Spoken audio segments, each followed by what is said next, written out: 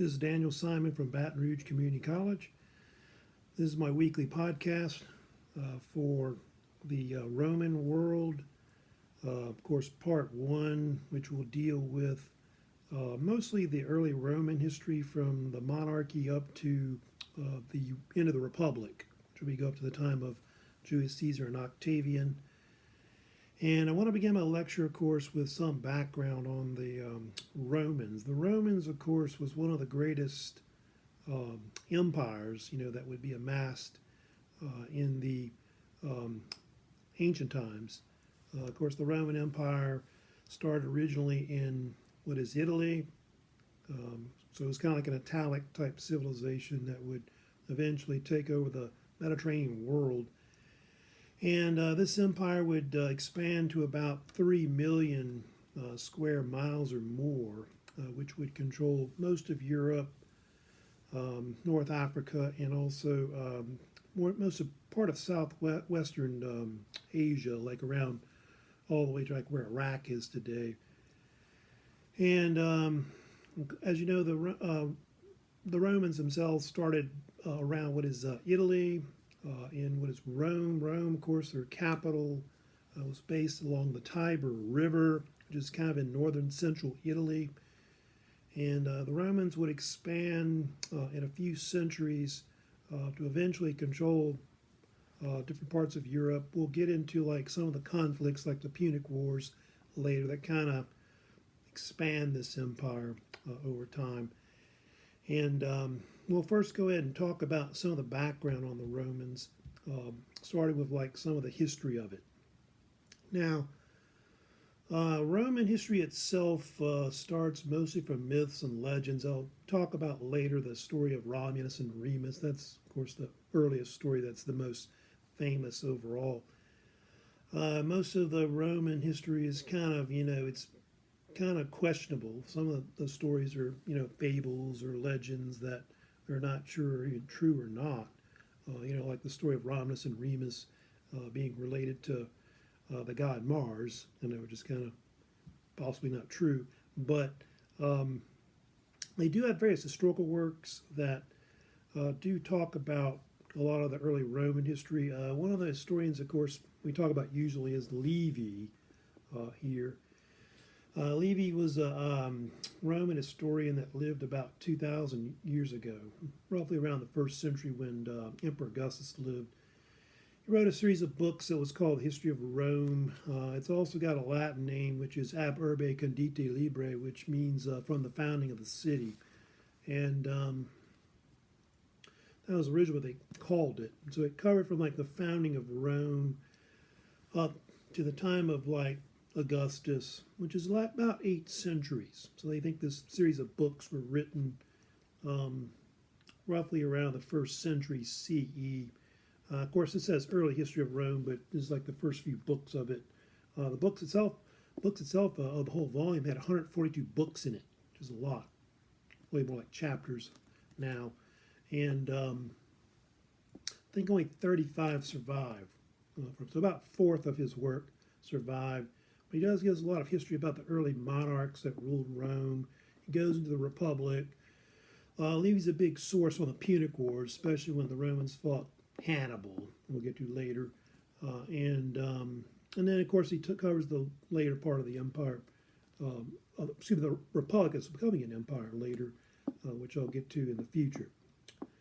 So that's Livy. So he's a pretty important author, for that time period with early Roman history. So he does give us a lot of information, especially about the kings and all that. Other authors that are important is Plutarch, is a Greek writer, also writing about 2,000 years ago. He's got a series of books, biographies that were called Parallel Lives. And this gives us a lot of information on a lot of the early Romans, whether it be, I think, the early, like Brutus, first Brutus guy that, of course, Junius Brutus that founded the Republic. He's got a lot of biographies on, I think, Marius, Julius Caesar, Mark Antony, etc. So he's kind of an important writer, Plutarch. Plutarch also, of course, writes a lot about a lot of the Greek famous people like Alexander the Great and so on. Some of these are kind of compared, which is why it's called parallel lives. Another author they talk about sometimes is a famous poet named Virgil. Gives us some information. Some of that's kind of based off of maybe stories that might be legends. And Virgil was a famous Roman poet living about the time of Augustus. He wrote a famous epic called the Aeneid, and the Aeneid covers like the period from the sack of Troy and after the fact that some Trojans supposedly migrated into Italy, and it tells the story of Aeneas, who was this Trojan, I think it may have been a cousin of King Priam of Troy, and he immigrated, I guess, from Turkey to what is Italy, and of course the claim is that some of these Trojans like that may have founded cities in Italy that may have been later cities that were like part of the Romans and all that. But there's a big debate about whether the Trojans were somehow related to, the Romans. If you know about Italy back in the Iron Age, there were multiple tribes that made up peoples that lived there. We'll get to some of them later, like the Latin peoples. They had the Etruscans, they had the Greeks, the various tribes. And so the early Romans that formed in Italy were really a mix of peoples. They weren't really one group, but they do think they were some type of European or Caucasian peoples that started living there about 3,000 years ago or more. Also about Rome's geography, Rome was believed to have been founded in the 8th century BC. I think the popular date, if you know about this, is 753 BC. Rome itself was founded around 7 hills that are kind of around the Tiber River, and the most famous and oldest is the Palatine Hill, which is where the city was first built originally. Of course, the legend is that the city was founded by these two twins that were Romulus and Remus. A lot of authors write about those two. I think Livy does, Plutarch does, etc. And the story goes was that their mother was raped by the god Mars. So it's believed that the Romans were related to gods, I guess, or whatever, the god of war. And it's believed that the two eventually were from this city or city-state that was in Italy called Alba Longa, which some say was founded by the Trojans like Aeneas, but that's kind of debated today overall. And of course, in the story, Romulus and Remus later quarreled. Romulus killed Remus, and Romulus eventually became the king of the Romans, and hence why the Romans were called their name, named after him, along with also Rome, which is either called Rome or Roma. Of course, there's another story that's interesting that I think it's Virgil mentions. I think a character in the Aeneid, there's a woman named Roma in there. So it's another theory that Rome was named after a woman named Roma. And that's the other theory about where the name came from. So it'd be kind of funny if Remus would have killed Romulus. It would have been called Reme, I guess. Anyway, or the Remans. Yeah, anyway. But anyway, Rome itself is situated kind of in the northern central part of Italy. And of course, it's not on the coast of Rome. It's kind of in the middle of Italy. But all the roads, that are in Italy and other parts of, the Roman Empire later will kind of connect to Rome. And Rome kind of becomes its, the capital of their empire. Of course, there's an old saying about Rome is all the roads lead to Rome. You may have heard that statement used quite often overall. Italy is also very mountainous. I think if you know about Italy, it's known for its famous mountains called the Apennines, which kind of go up and down the spine of Italy. So Italy is kind of a mountainous, hilly, country, which it still is today. Let me also talk about like the earliest of Rome, like the different peoples that made up Rome. There's like at least three main groups that made up the early peoples of the Romans. You had the Latin peoples, were peoples that lived in Italy about maybe 3,000 years ago. These were believed to be some kind of Caucasian European type peoples that lived in kind of central northern Italy. They lived around where the Tiber River area is. The area was sometimes called Latium because they formed kind of a league of or confederation of Latin tribes. It was called that. I think the theory is that they were named after some king who went by the name Latium or something like that, or Latinus. I think Latinus may have been the real name actually, and that's where the name Latin came from, or the word Latin, which is their language later that they use. So you have the Latin people that were there, and the Latins were made up of multiple city-states, which one of them was Alba Longa originally, which I don't know if Aeneas founded it or not, but maybe. And then Rome was one of those city-states that were there. I think there were at least, looks like 6 or 7 city-states that were basically there. That was part of that league, or something they call it the Latin League. It's another name they dubbed it too as well, besides Latium. Then you had the Etruscans. The Etruscans were believed to be the oldest people in Italy. They lived in northern Italy, an area around Tuscany and all that area in the north. And they also had another name for it, which was Etruria. That's what they called it sometimes. And it's believed that the Etruscans were kind of influential on the Romans. There's a theory that a lot of the things that the Romans learned later, like building aqueducts, gladiatorial events and things like that, were things that the Romans got from them. So they do think the Etruscans influenced them a lot. Also, the Greeks lived in the southern part of Italy and also Sicily. They were kind of a heavy influence on the Romans as well. In fact, they were such a big influence that the Romans and the called the Greeks in the southern part of Italy, they called it Magna Graecia, which meant Great Greece.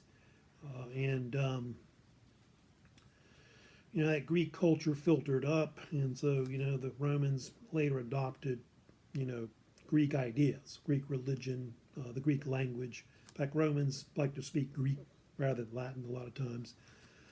So they were heavily influenced by the Greeks. Later, all these areas like northern Italy, southern Italy will be absorbed, and all these different tribes and groups that are part of Italy will become part of the Roman people itself over time. All right, now the Romans had, in the beginning, a kingdom, the Roman kingdom or Roman monarchy it was called. And the Roman monarchy lasted about 200-something years. It was founded about 753 BC. I think it went down to close to about 510. So 200-something years, they had a kingdom. They had 7 kings that reigned over the state, which was mostly based around the Tiber region. And most of the kings, besides Romulus, who was believed to be from Latin origins, whatever, most of the kings, a lot of them were Etruscan in origin.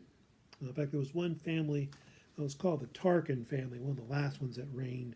They were related to, like, the Etruscans overall. So the Etruscans, for a while, had some power over the Romans. And a lot of the Roman kings were kind of like autocratic. They did rule with like a Roman Senate, which was like an advisory body of nobility. But over time, that Senate eventually became like a Roman assembly or council under the Republic. Of course, Roman symbols are often used at that time and later with the Romans. One of the most famous symbols, of course, used was the famous fasci, which was, they think, adopted under the monarchy. And the fasci was like a bundle of rods or sticks that symbolized the fact that the Roman people were many but one. And I believe the fasci was also used, I think it was carried in battle by, I guess, generals or whatever. And especially the word fasci means bundle or bundle of rods, I think the translation of it. And it later becomes a famous symbol of the Roman state over time. I think the she-wolf is also another famous symbol because the legend that Romulus and Remus were saved by a she-wolf, which is probably made up too. Of course, the fasci was later adopted by fascists like Benito Mussolini, which was in the early 20th century. So they were kind of borrowing from a Roman symbol from ancient times. That's where the word fascist comes from, and of course, modern times are fascism.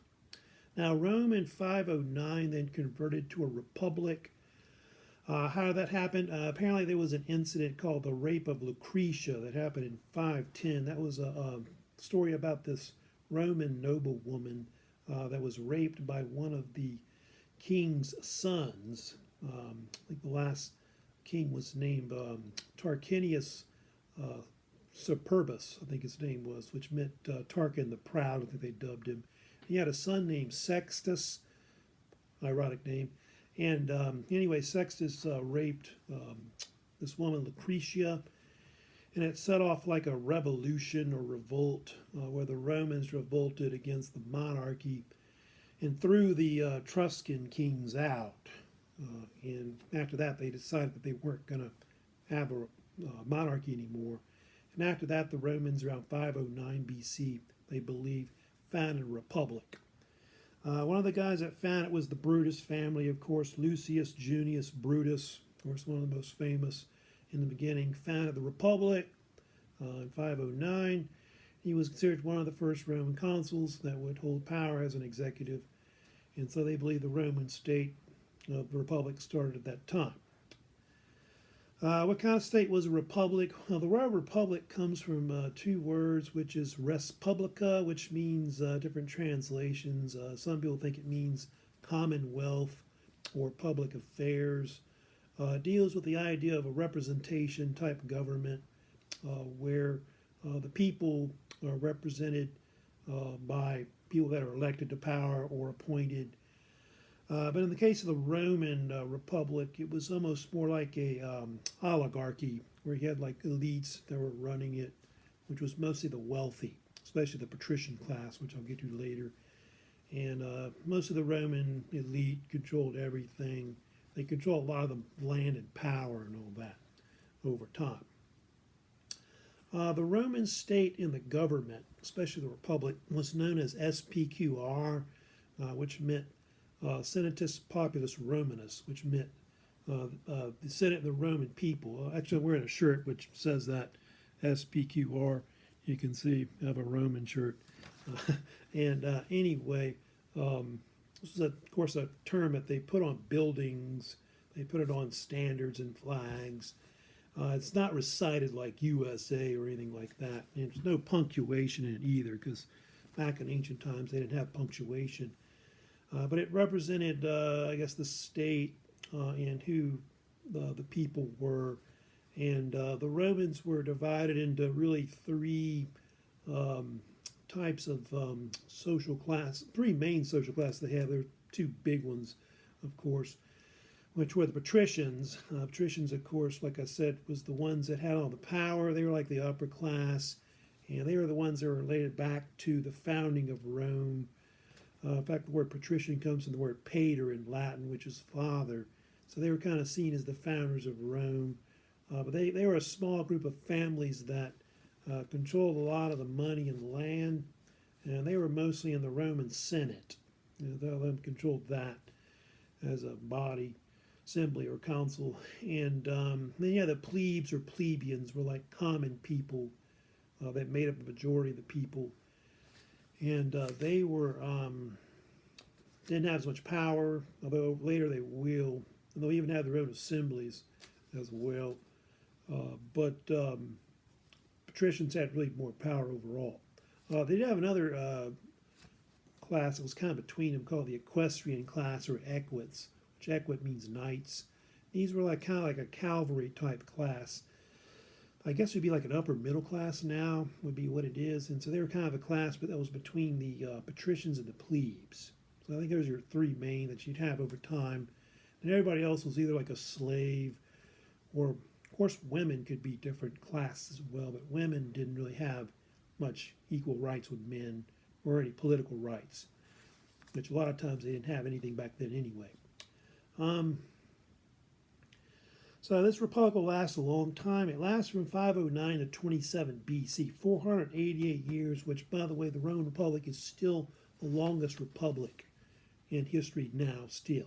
I think ours is 200-something years, but we're not even close to the Roman Republic. What else? Now we need to talk about also, looks like about the plebeians. Now the plebeians, after Rome became a republic in 509, struggled to get political power. And one of the things that happened was they had this period called, in Roman history, it's about in the 5th century, which was called the conflict of the orders. It was dubbed, this was where the plebes fought for more political, social rights with the patricians. And it was also called the struggle of the orders. It was called different names. And there was different things that happened. Well, first of all, if you know about the plebes, made up most of the people in the Roman army, like the soldiers. And so the plebes took advantage of this, and they went on strike, so-called plebe strike that happened. I think the plebe strike happened about 494 BC. That's when it happened, actually. So that was the first thing they did, the plebe strike. And that had an effect on the patricians. And so with that, that happened.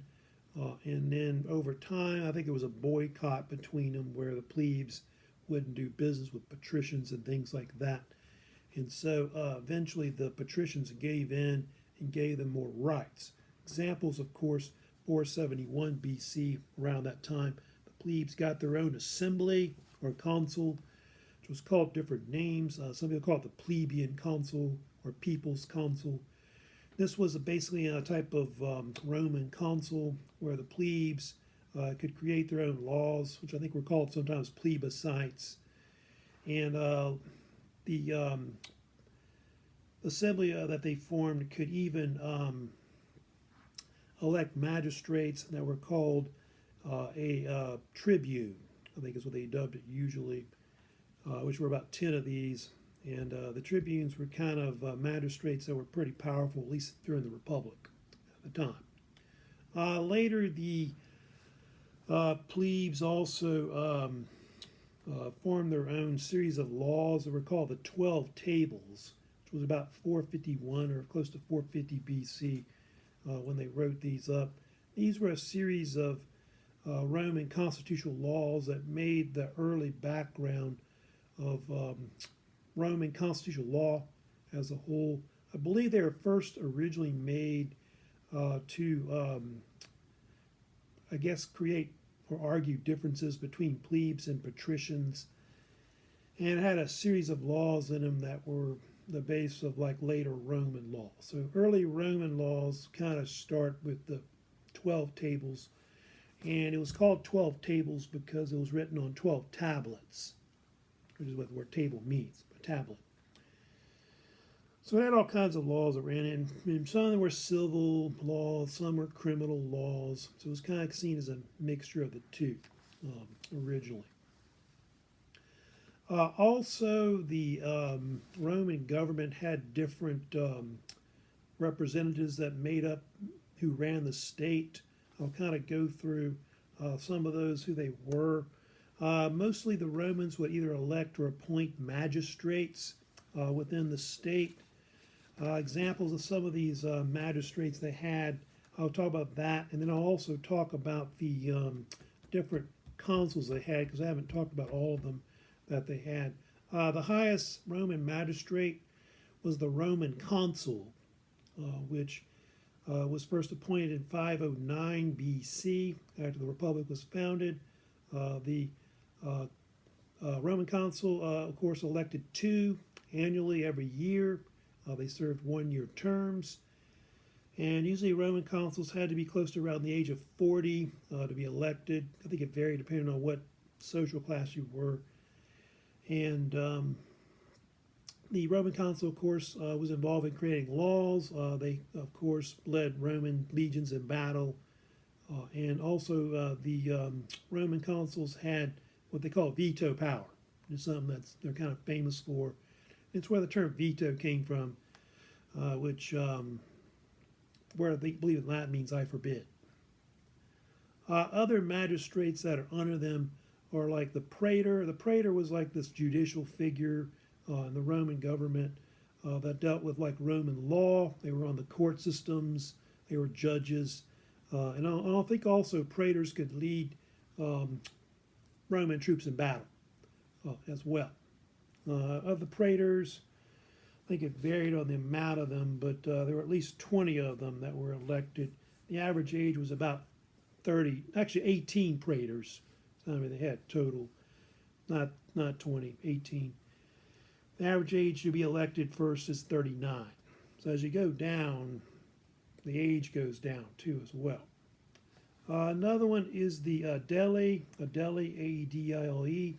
That was like a type of public works official that maintained public works. They maintained all the roads, the bridges, they maintained the temples.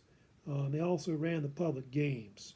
There's, I think, more than one that were elected to that position, about 6 of them. They also ran the various religious festivals within the Roman state. They also got the quaestor. Quaestor, they had about 20 of those. The quaestors were like these judicial magistrates, not judicial, they were financial magistrates that dealt with like money in the Roman treasury. They were like the money men and all that. Yeah, there's about 20 of them. And to be elected to that position, you had to be at least 30 years old. So as you go down, it's like one of the youngest positions that you could be elected to. And a lot of people would start with that position on the bottom overall. They also had another position called the censor. The censor was a prestigious position, which they only had 2 of those. And a censor mostly dealt with like censorship. They ran the Roman census, which was done every 5 years, where they counted the people. They wanted to know, like, head count to decide like taxation and citizenship and things like that. And I think also in the beginning, the censor, like under the Republic, was also the one that would choose who the senators would be in the Roman Senate. They could also censor people or remove people from the Senate and so on.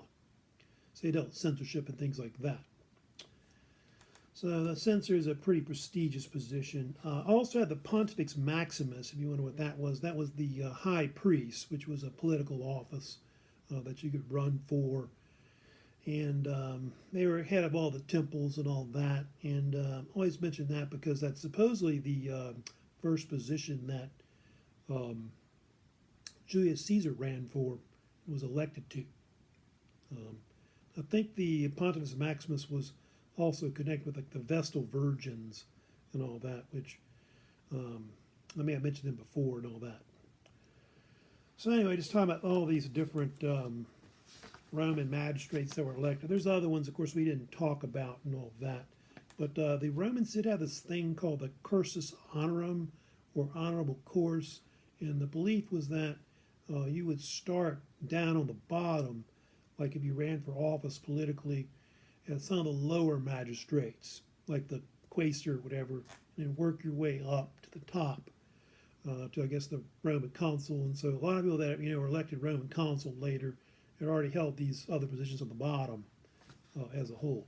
A lot of those done to get people experience and, I guess, to prevent corruption and all that. The Roman government also had different assemblies. I think they had at least 4 of them they had.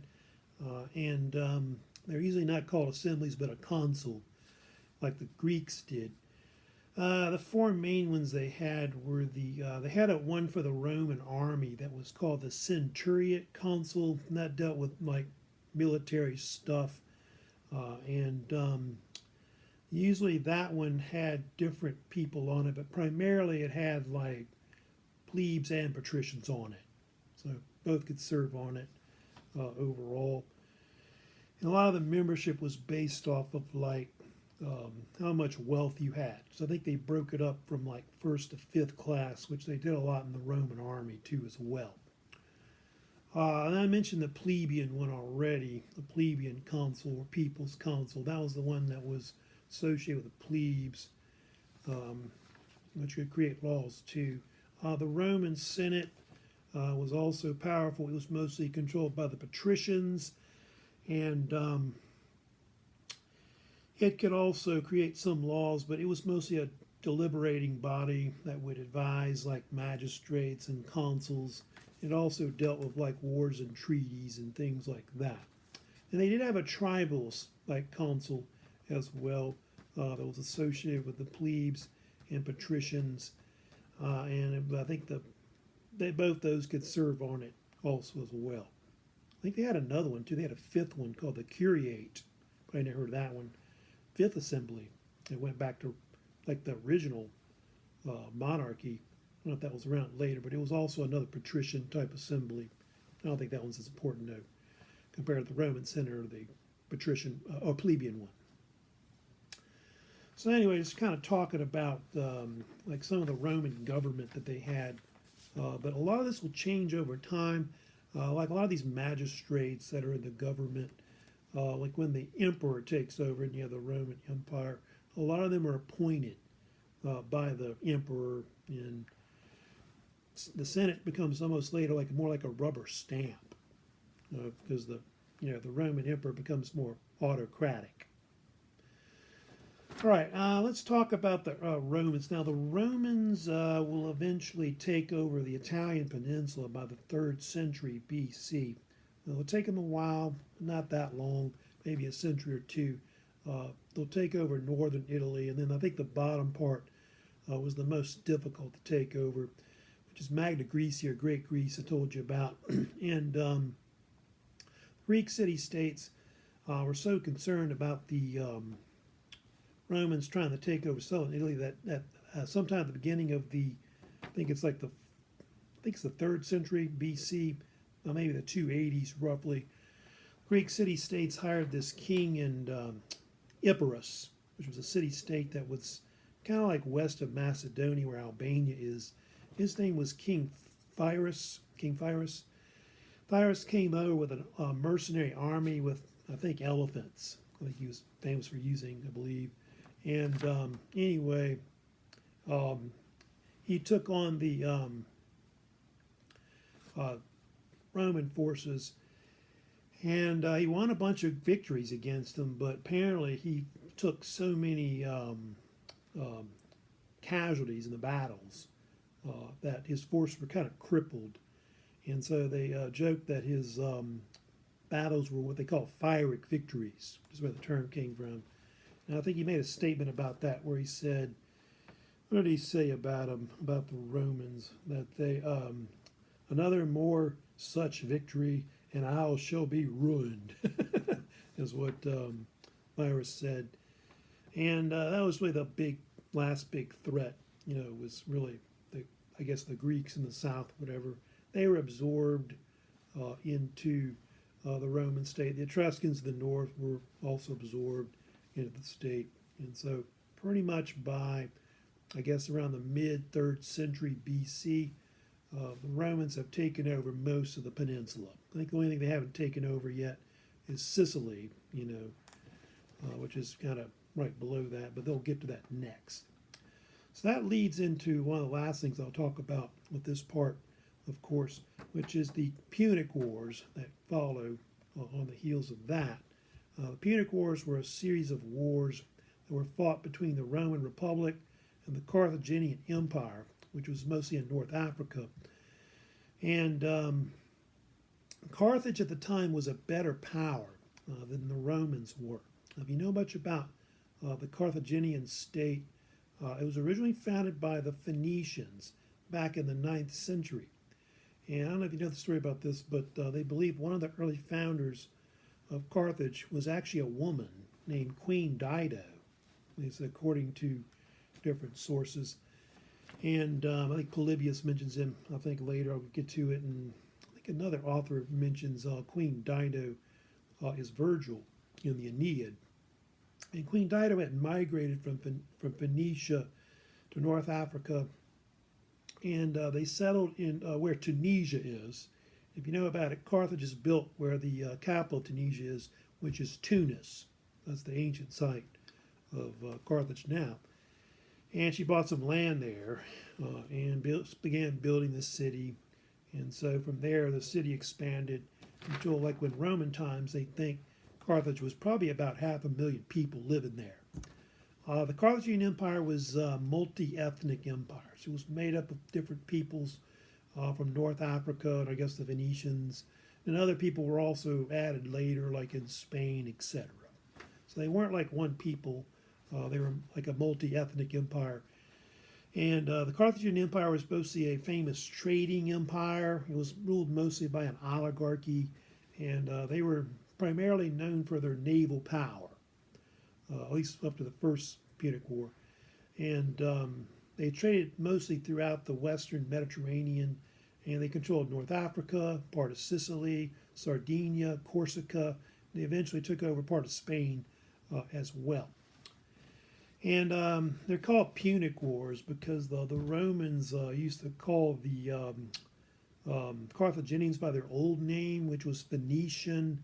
And so they called them either Punicus or Punici, which means Phoenician. Hence why they're called that. So they're usually called the Punic Wars. And of course, writers that write, on the Punic Wars are primarily from the Greek-Roman perspective. The Romans later destroyed the Carthaginian, state. It was obliterated in the 2nd century after the Third Punic War. And most of the war is written from the perspective of the victors, which it always is usually. And several writers that wrote about it, I think the two most famous that wrote about the Punic Wars, the most important one is Polybius.